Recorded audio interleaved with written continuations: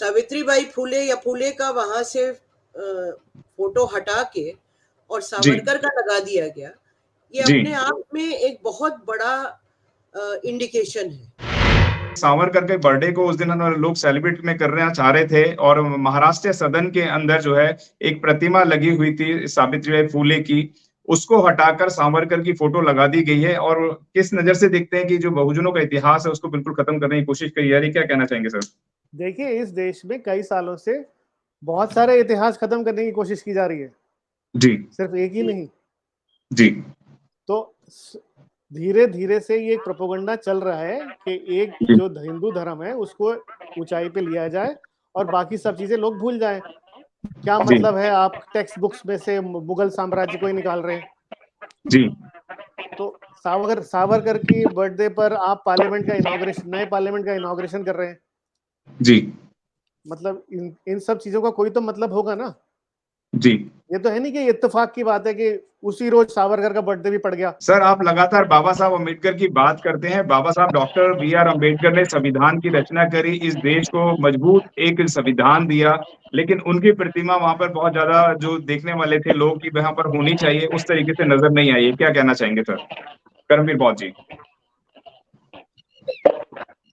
Thank you. मैं धन्यवाद करता हूँ SM न्यूज का कि अभी हाल में जो, जैसे कि कर्मवीर बहन जी ने भी कहा है कि जो पार्लियामेंट का जो उद्घाटन किया, पार्लियामेंट उतनी खुशियां मना रही, इतनी खुशी मनाने की जरूरत नहीं थी पार्लियामेंट में, या उस पार्लियामेंट में इस पार्लियामेंट में अंतर क्या है कि भी कोई ज्यादा उसमें कमी आ रही थी, या अंग्रेजों की जो चीज, अंग्रेजों के टाइम पर जो चीजें बनी उसको हटा कर ये मानना चाहते हैं, सेलिब्रेट करना चाहते हैं।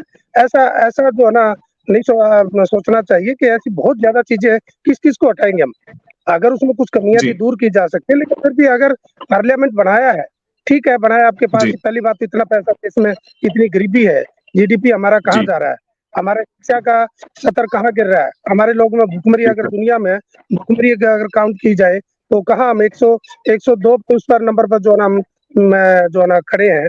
यानी भुखमरी है, शिक्षा यहाँ है, भ्रष्टाचार यहाँ। तो आप इतना पैसा एक बिल्डिंग के ऊपर जिसका वो काम चल रहा था, वहाँ क्या जाने वाले लोग उस बिल्डिंग में जाकर क्या सुधर जाएंगे?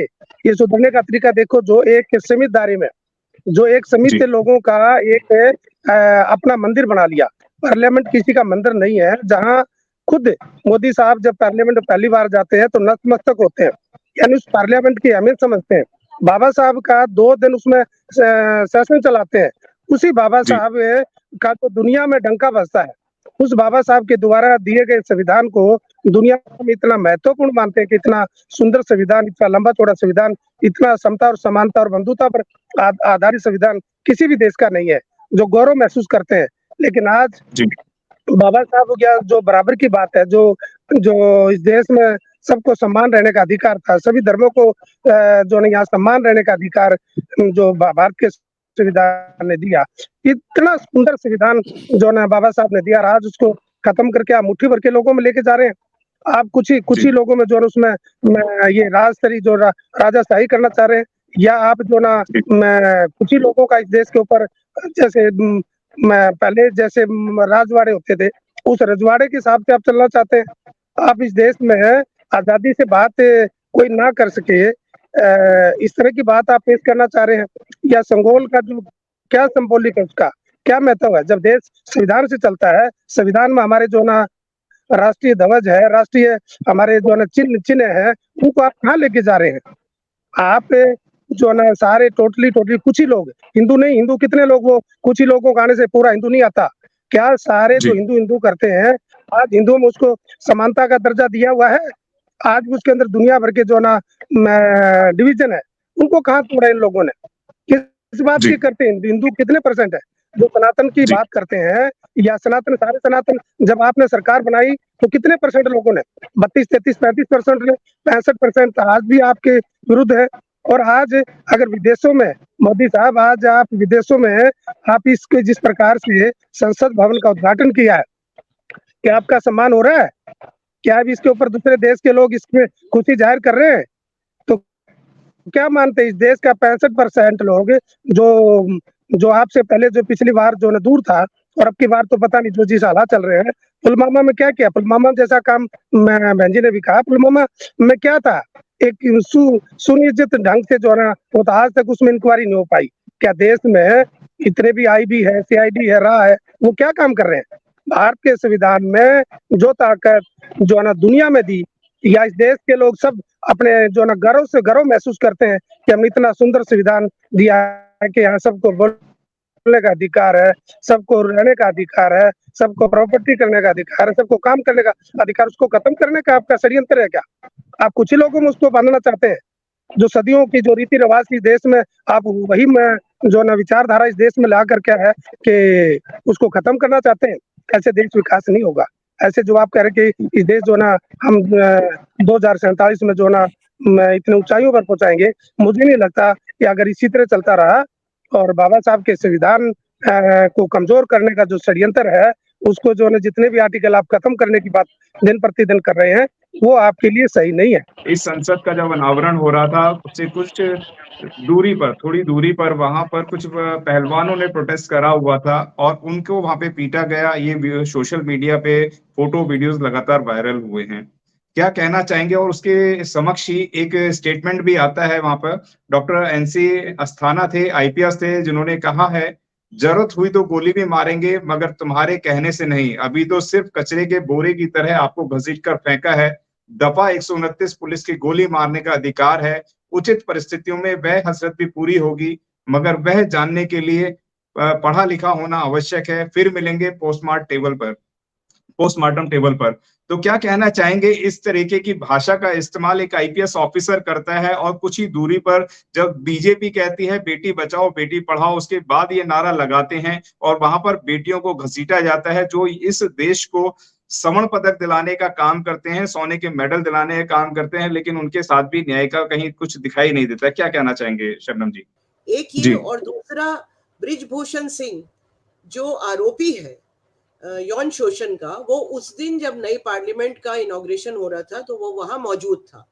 ये दोनों चीजें बिल्कुल साफ तौर पे बताती हैं कि इस सरकार की मंशा क्या है। ये बिल्कुल देश की औरतों को ये बता रही है कि आपके साथ किसी भी तरह का शोषण हो, हम आपके साथ नहीं खड़े हैं, हम सिर्फ जो आरोपी है उसके साथ ही खड़े होंगे। आपने सही कहा कि 1 किलोमीटर की दूरी पे हमारी जो स्वर्ण पदक लाने वाली रेसलर्स थी, चाहे वो साक्षी मलिक हो या फोगट हो या बजरंग पूनिया हो और भी थे पहलवान वहां पे, उनको जिस तरह बुरी तरह घसीट घसीट के बसों में लादा गया है और उनके साथ जो दुर्व्यवहार हुआ है, वो उससे ज्यादा बड़ी कोई शर्म की बात नहीं हो सकती है इस देश के लिए। पूरी दुनिया में कहीं कोई एक ऐसा देश नहीं है जिसने अपने ओलंपियंस के साथ इस तरह का व्यवहार किया हो। आपको ऐसी कोई हिस्ट्री में आपको कहीं ऐसी कोई उदाहरण नहीं मिलेगा जो हमारे देश में परसों सड़कों पे हुआ। और मैं वहीं मौजूद थी क्योंकि कॉल था सारी ऑर्गेनाइजेशंस का उनके साथ महिला सम्मान महापंचायत में जुड़ने का। पूरे जंतर मंतर को छावनी बना रखा था, कहीं से भी अंदर जाना पॉसिबल नहीं था। हम लोग जनपद की साइड खड़े होकर 2-3 घंटा हमने वहां पे प्रोटेस्ट किया। सुबह से इन्होंने एक्टिविस्ट को घरों से और रास्ते में से उठाना शुरू किया। एनी राजा को, मैमुना को, कितने जो लोग रास्ते में ही जा रहे थे, पूनम कौशिक को, रेणु कौशिक को, उन सबको रास्ते में से उठाया। और सैकड़ों किसान जो आए थे समर्थन के लिए, उनको भी उठा के और केंद्र से लेके दूर दूर के पुलिस स्टेशन में, कोई बवाना में, कोई नजफगढ़ में, कोई कापासेड़ा में, कोई दूर दूर जाके उनको सबको डाल के सारा दिन रखा है। मैं कापासेड़ा गई थी एनी राजा से मिलने, तो रात शाम में 6:30 बजे उन्हें छोड़ा है। बल्कि कुछ औरतें जो गुरुद्वारे जा रही थी उनको भी उठा लिया कि देखने में आंदोलनकारी लग रही है, इनको भी उठा लो। मतलब उस दिन जो तमाशे हुए हैं, एक तरफ पार्लियामेंट के अंदर तमाशा हो रहा है ये सिंगोल को लेके, और सारे जो धार्मिक गुरु जो इन्होंने बुला रखे थे चार्टर्ड प्लेन में, उनके सामने जाके झुक झुक के अपना नाटक कर रहे हैं। और दूसरी तरफ सड़कों पे हमारे ओलंपियंस को इस तरह से उनके साथ दुर्व्यवहार हो रहा है। और आपने जिस ट्वीट की बात की, मैंने वो ट्वीट देखी है और बहुत बहुत रोष आया। अभी तो शुक्र है कि एक पुलिस की फाउंडेशन है, उन्होंने बहुत स्ट्रांगली उसे कंडेम किया है। लेकिन ये जो अस्थाना है, जिस तरह की भाषा इन्होंने यूज की है, मुझे हैरानी ये होती है कि सुप्रीम कोर्ट सिर्फ ये कह के कि एफआईआर लॉन्च की जाए, उसके बाद चुप होके बैठ गया। सुप्रीम कोर्ट क्यों सो मोटो एक्शन नहीं ले रहा इनके खिलाफ जिन्होंने हमारे ओलंपियंस के साथ ये दुर्व्यवहार किया है? सुप्रीम कोर्ट क्यों एक्शन नहीं ले रहा है इस फॉर्मर रिटायर्ड आईएएस ऑफिसर के खिलाफ जिसने इतनी घटिया भाषा का, और बाकायदा ये थ्रेट है, ये तो बिल्कुल थ्रेट टू किल है, क्योंकि वो कह रहा है कि गोली मारेंगे। अभी तो तुम्हें बोरों की तरह घसीटा, अब तुम्हें गोली मारेंगे और पोस्टमार्टम की टेबल पे मिलेंगे। इसके ऊपर तो फौरन होना चाहिए और इसको अरेस्ट होना चाहिए। अगर आपने अभी तक हमारा चैनल सब्सक्राइब नहीं किया है तो सब्सक्राइब करें और घंटी का बटन बिल्कुल भी दबाना ना भूलें ताकि सभी लेटेस्ट खबरें पहुंच सकें आप पे सबसे पहले।